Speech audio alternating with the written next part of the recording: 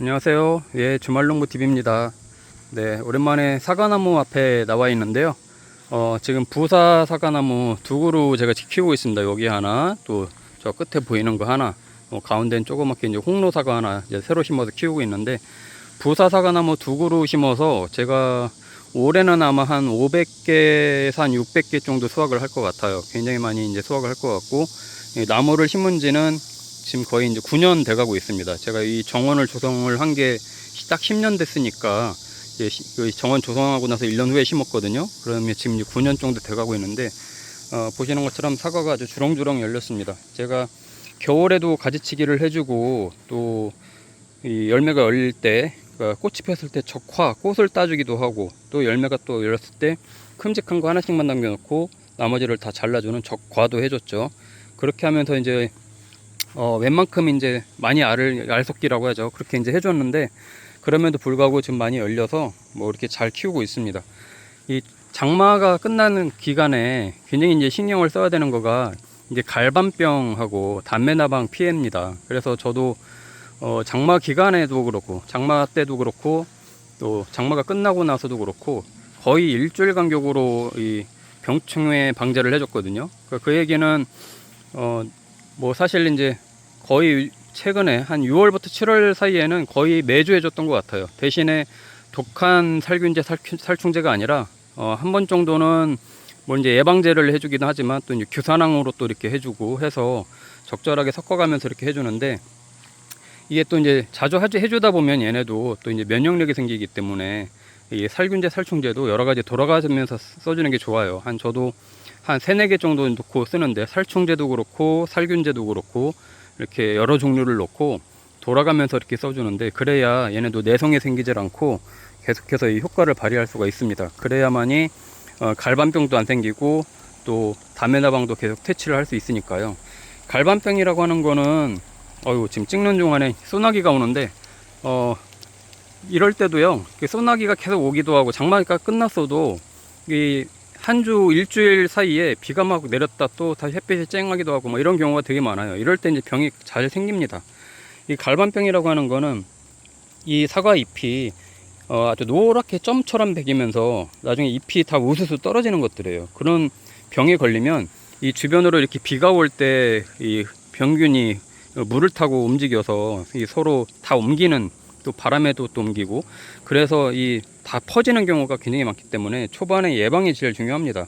갈반병이 한번 생기면, 저도 한 3, 4년 전쯤에 그런 경우가 되게 많았는데, 전체적으로 퍼져서요, 나중에 잎이 광합성을 내서, 이제 지금부터는 잎이 광합성을 내서 열매 쪽으로 이제 영양분들을 공급을 해주는데, 그 역할을 제대로 못 해주니까 알도 작아지고 제대로 익지도 않고 나중에 당도도 떨어지고 이런 현상들이 생기거든요. 그래서 잎이 절대적으로 중요합니다. 모든 과일나무가 다 그렇듯이 특히 사과나무도 이 잎을 잘 보존을 해줘야 마지막 11월 수확할 때까지도 굉장히 사과가 굵직하게 잘 클 수 있다.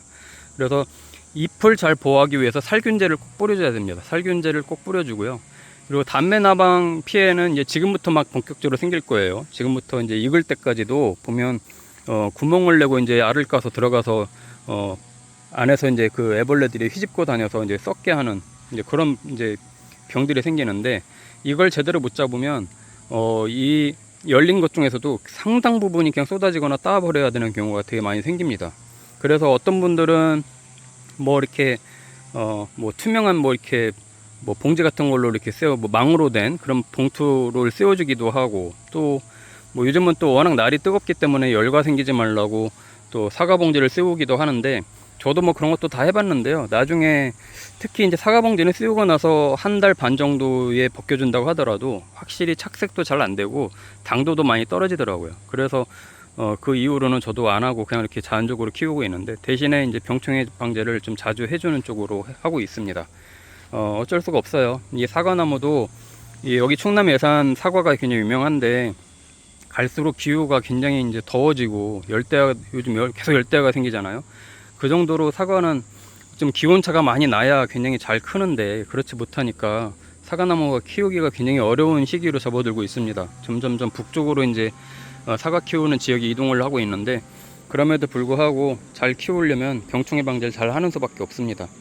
그리고 아마 지금은 괜찮은데요. 나중에 이제 한 10월 정도부터 이게 이제 사과가 이제 빨갛게 익어갈 때쯤 되면 이제 얘네가 이제 당도가 올라가고 그러면서 말벌들이 또 많이 와요. 말벌들이 와서 또 막 파먹고 막 그러거든요. 이 새보다도 말벌이 더 위험하더라고요. 굉장히 그럴 때는 나중에 또 제가 보여드리겠지만 부비트랩을 만들거든요. 밑에 페트병을 놓고 막걸리하고 뭐 쿨피스 이런 거 섞어가지고 페트병을 이렇게 만들어서 놓으면 또 말벌들이 그쪽으로 다 들어가서 또 이렇게 많이 퇴치를 할 수 있는 방법도 있으니까 그거는 나중에 제가 직접 만들어서 보여드릴게요. 확실히 효과가 있습니다. 말벌 피해는 그렇게 이제 잡아주면 되고요. 지금 날이 뜨겁기 때문에 일소 현상이 있을 수 있습니다. 이게 이제 햇빛 대임이 생기면 뭐 이런데 햇빛을 직접적으로 계속 받으면 특히 오후 3시, 2시, 3시 이후에 굉장히 이렇게 열과는 아니고요. 이렇게 대임 현상처럼 이렇게 생기는 것들이 있어요. 그런 것들이 생길 수 있기 때문에 그런 부분들은 조심해야 되고, 그래서 저도 이렇게 이제 주변의 잎들을 제거를 안 해주거든요. 그래도 잎으로 조금씩이라도 이렇게 가려져 있고 그러면 햇빛이 몇 시간 동안 얘만 집중적으로 쓰이지 않으면 돋보기 현상처럼 이제 되는 걸 방지하기 때문에 잎들을 이렇게 좀 가려주는 편입니다. 그리고 나서 좀 한여름이 이제 지나가고 나면 그때 이제 이 주변을 덮고 있는 잎들을 조금씩 제거를 해줄 거예요. 햇빛을 직접적으로 잘 받을 수 있게. 안 그러면 이렇게 있잖아요. 이렇게 있으면 나중에 익을 때 요 잎이 닿아 있는, 잎이 가려져 있는 부분만 허옇게 되고 나머지만 빨개지는 그런 현상들이 생기기 때문에 나중에는 이런 주변 잎들도 제거를 조금씩 해줘서 골고루 햇빛을 받을 수 있게 해줄 겁니다. 물론 당연히 밑에다가도 그 반사필름을 해줄 거예요. 사과나무 밭에 가서 보시면 반사필름 많이 보실 텐데, 이 밑에서 열려 있는 애들은 위에서 햇빛이 직접적으로 투과가 안 되기 때문에 반사필름을 해줘서 말 그대로 햇빛이 밑에서 반사가 돼서 밑에도 착색도 잘 되고 햇빛을 잘 받을 수 있게끔 꼭 해줘야 됩니다. 안 그러면 밑에 있는 애들은 당도도 안 올라가고 위에는 빨간데, 사과가 빨간데 밑에 있는 애들은 익다만 사과처럼 되는 경우도 있습니다. 그런 경우에는 또 당도도 확실히 떨어지기 때문에 미리미리 좀 반사필름이나 이런 것들도 준비를 하셔가지고, 인터넷 이런 데 보면 요 길이별로도 많이 팔거든요. 반사필름 사서 좀 준비를 해 놓는 것도 좋습니다. 이거는 이제 홍로인데요. 여기 이제 제가 알프소툼에 이제 심었다가 수분수로 심었다가 하도 여기 알프소툼에, 여기에 심었던 알프소툼에서 갈반병이 너무 창궐해 가지고 베버렸습니다. 대신에 수분수는 우리 윗집 형님 쪽에 있는 루비에스 사과가 있기 때문에 걔가 수분수 역할을 해주고 있고, 얘는 이제 홍로인데 이제 심은 지 이제 좀 몇 년 안 됐기 때문에 이제 나무가 아직 작은데 그래도 올해 몇 개 이렇게 좀 남겨봤습니다. 얘네는 보통 9월 정도에 수확을 하기 때문에 제일 먼저 수확을 하죠, 홍로가. 그래서 이제 추석 사과라고도 하는데 추석 때 이제 먹을 수 있는 사과가 될 것 같고요. 이거는 재미 삼아서 키워보고 있고, 제가 이제 주로 키우는 건 이렇게 이제 부사 나무입니다. 그리고 지금 장마철 오기 전에 저는 웃거름을 한번 줬어요. 열매가 다 이제 맺히고 나서 NK 복합 비료하고 또 이제 사과 전용 비료, 이런 과일 전용 비료죠. 이런 것들을 좀 주변에다가 솔솔 뿌려줘서 장마 기간에 많이 지금 스며 들어가 있을 건데, 그러면 확실하게 영양분을 더 많이 빨아먹고 이 잎도 잘 크고 또 사과도 굵게 이제 크기 때문에 웃거름을 좀 이때쯤에 한번 주면 좋습니다. 그래서 NK 복합 비료면 충분하고요. 너무 질소가 함유가 많이 된 것만 피하면 됩니다. 질소가 많이 포함되면 너무 쓸데없이 가지만 커 올라가기 때문에 그런 부분만 좀 조심하면 되고요.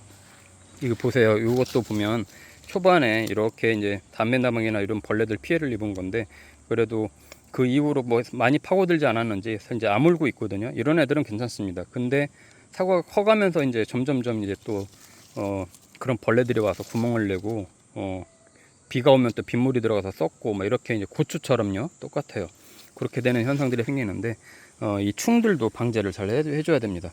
그래서 이제 장마철 끝나고 나서 이제 7월 말인데 8월 달에 이제 접어들면서 반드시 해야 될 거는 제가 정리해서 다시 드리면, 첫 번째는 병해충 방제를 꼭 해줘야 됩니다. 살균제, 살충제를 최소한 2주 간격으로 한 번씩은 해줘야 됩니다. 지금부터 2주 간격으로 한 번씩 해주고요. 장마철 때는 거의 일주일 간격으로 해줬는데 장마철이 이제 거의 끝났기 때문에 2주 간격으로 한 번씩 살균제, 살충제를 서로 내성이 생기지 않게 서로 이제 할 때마다 돌아가면서 다른 종류로 돌아가면서 해주는 게 제일 좋고요. 그리고 지금 사과 알이 커져갈 때이기 때문에 지금쯤 한번 살짝 NK 복합비료, 과일 전용 비료나 이런 것들을 한번 좀 밑에 솔솔 뿌려줘서 비 올 때 녹아 들어가서 흡수할 수 있게 해주면 제일 좋다. 그러니까 그 부분 말씀을 두 가지를 드립니다. 다른 것들은 이제 자연에 맡기는 거고요. 뭐 저도 이렇게 보시면 지지대를 많이 해줬어요. 이렇게 Y자로 된 것들을 이렇게 좀 나무를 이렇게 해서 밑으로 처지지 않게끔 끈도 붙잡아서 바람에 흔들리지 않게 이렇게 하면은요, 바람이 아무리 세게 불어도 가지가 휘청휘청하지 않기 때문에 가지가 부러지지가 않습니다. 이런 것들도 대비를 하셔서 아직 태풍이 올지 안 올지 모르지만 또 비바람이 많이 몰아칠 때 굉장히 이 무게가 많이 나가기 때문에 나무가 꺾어지거나 부러지거나 심지어 넘어질 수도 있거든요. 그런 걸 방지하는 것도 반드시 해주시면 될 것 같아요. 이렇게 세 가지, 지지대도 꼭 해서 해주시고, 저처럼 옆으로 우산용으로 키우는 경우도 있고 그냥 위로 키우는 경우도 있고 한데, 위로 키울 때는 확실하게 지지대를 세워서 나무를 붙잡아 줘야 이 쓰러지지가 않습니다.